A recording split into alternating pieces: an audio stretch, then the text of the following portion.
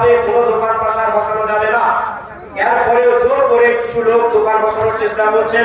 আপনারা দোকান বসাবেন না, আপনাদেরকে অনুরোধ করছি, অন্যথায় আমাদের ভলেন্টিয়াররা, আমাদের স্বেচ্ছাসেবকরা সিদ্ধান্ত নিতে এবং চূড়ান্ত সিদ্ধান্ত নিতে বাধ্য হবে।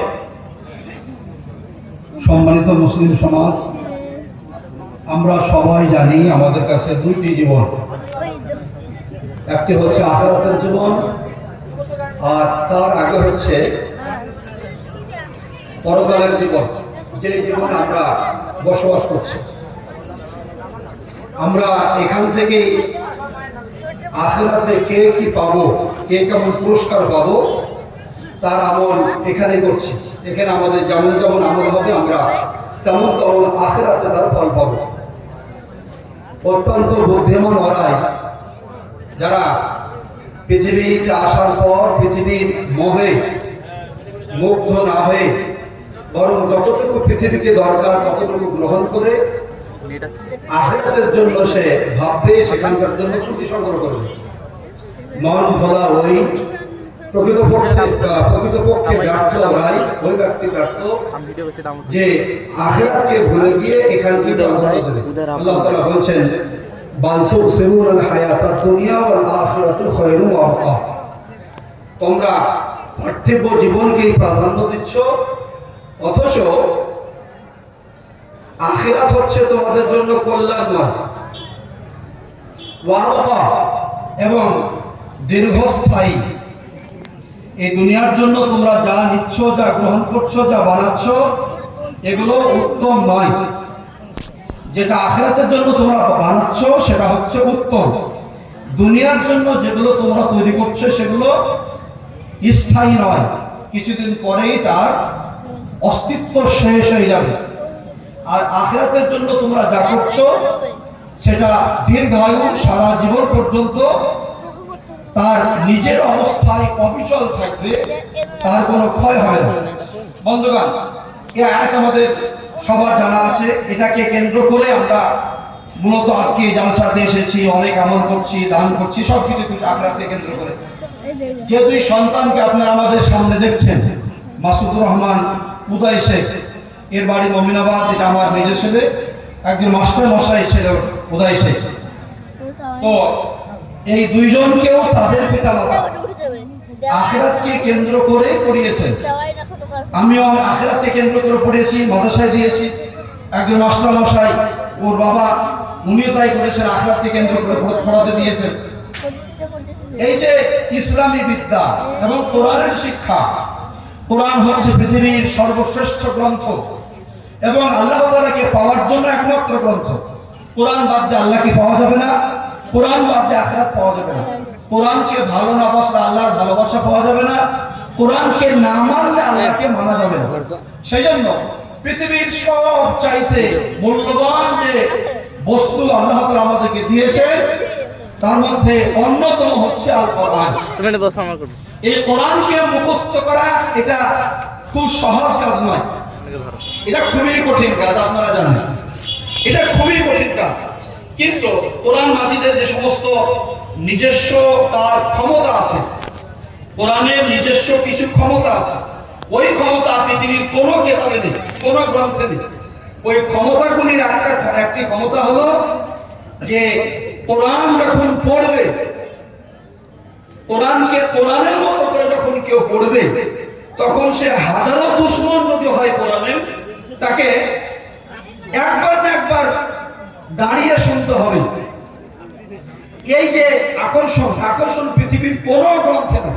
আবু জাহাল, আবু লাহাবরা কোরআন শুনতে দেব না, তার জন্য তারা অনেক রকমের পায়তারা করেছিল, অনেক চেষ্টা করেছিল।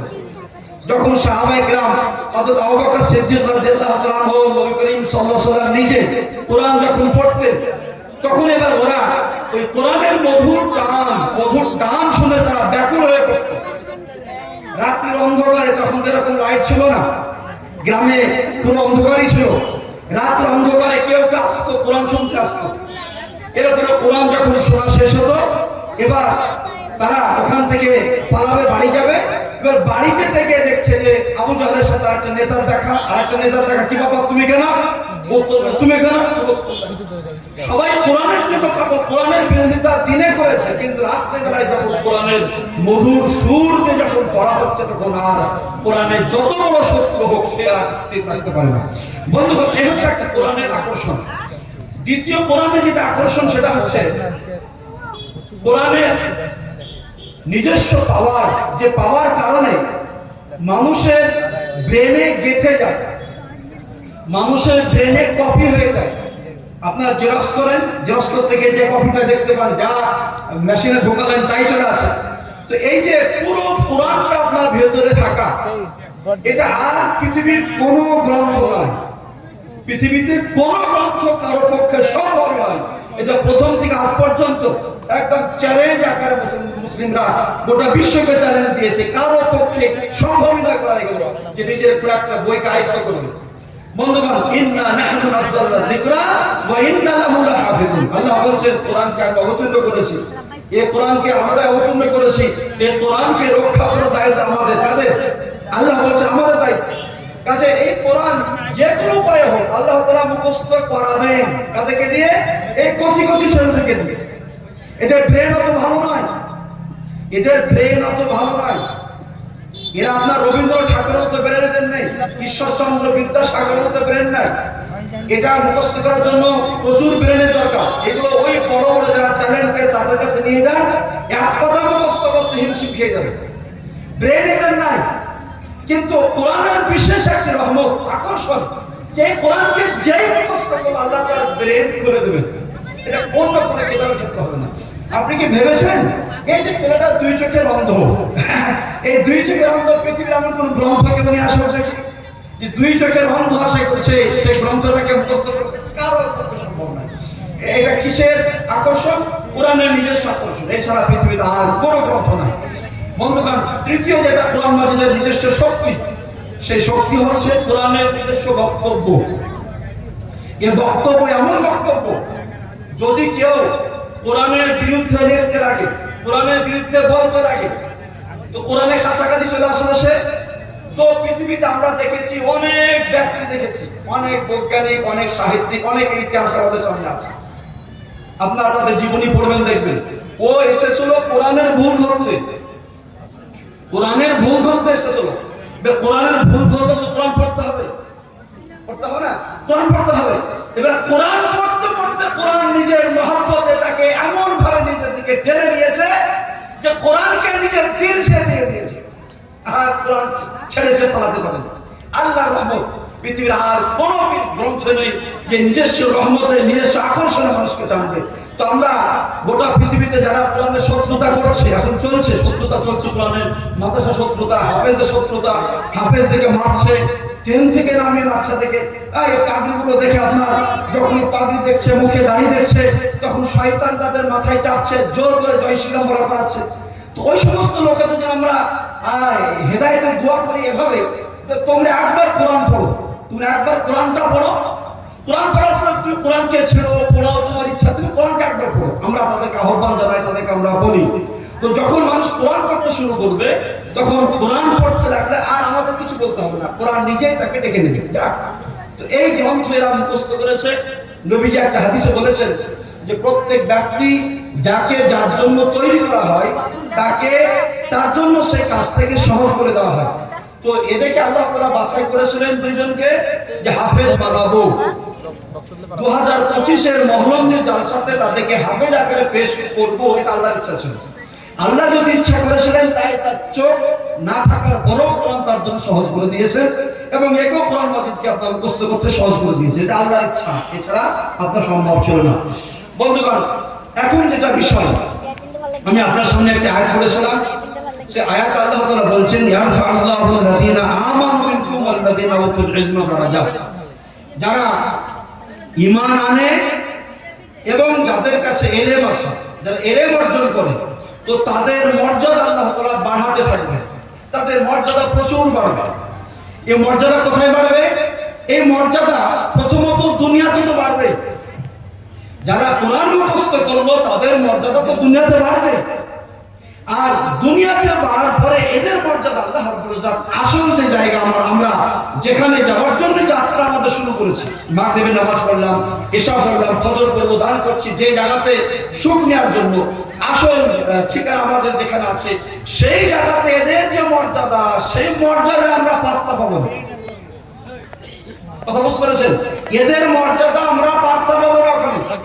এটাকে বোঝার জন্য আপনি আজকের এই মজলিসকে দেখেন, আপনি আজকের মজলিসকে বুঝুন, তাহলে এদের মর্যাদা বুঝতে পারবেন। কিভাবে?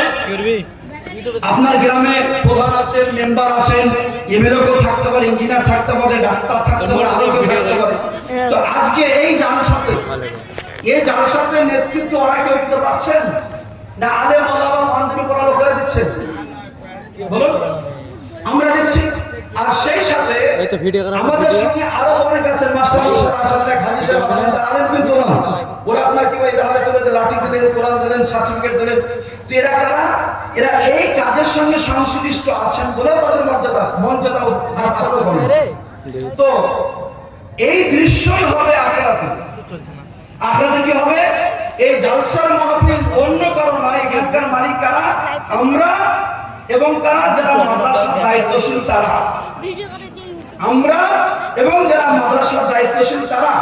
এই দুই শ্রেণীর লোক ছাড়া এই জায়গাতে আসার আজকে কারো ক্ষমতা নাই, এবং সে আসতে পারবে না। ও জোর করে আসতে পারবে না, এবং তার আসার ও মনও চাইবে না। তো বন্ধুগণ, আপনি এই পরিবেশটাকে আখিরাতের জন্য ভাবলে বা আখিরাতে এই যে এরকম সভা হবে, বিচার কার্য চালু হবে, জান্নাত জাহান্নাম, এই যে আজকে আপনার চাবি দেওয়া হলো সাইকেলে দুজনকে, আমাদেরকে জান্নাতে চাবি দেওয়া হবে, হাতে ধরে দেওয়া হবে, এই একদম শেষ দৃশ্য। এবার শেষ দৃশ্যে Incoming voice call from Eunice on SIM SIM2. Incoming voice call from Eunice on SIM SIM2. Incoming voice call from Eunice on SIM SIM2. Incoming voice call from Eunice on SIM SIM2. এই দুই শ্রেণীর লোককে আল্লাহ তাআলা কিয়ামতের দিনে যখন সবার পৃথিবীর সমস্ত মানুষকে নিয়ে যখন আল্লাহ তাআলা মানে সেই দিনকার কিয়ামত বিচার কার্য চালু করবেন, জান্নাত জাহান্নাম দেওয়ার কার্য চালু করবেন, সেই সময় রাজ কাদের চলবে? ওই সময় রাজ চলবে আমাদের আলেম ওলামাদের আর ইমানদার লোকেদের। আজকে যেমন মাদ্রাসা কর্তৃপক্ষ আর আলেম ওলামাদের এখানে রাজ চলছে, ঠিক ওখানেও তাই হবে।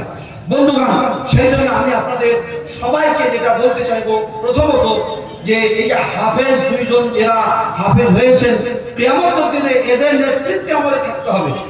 হাদিসে আছে, নবী করিম সাল্লাল্লাহু আলাইহি ওয়াসাল্লাম বলেছেন যে রোজা এবং কোরআন দুই জিনিস মানুষের জন্য সুপারিশ করবে।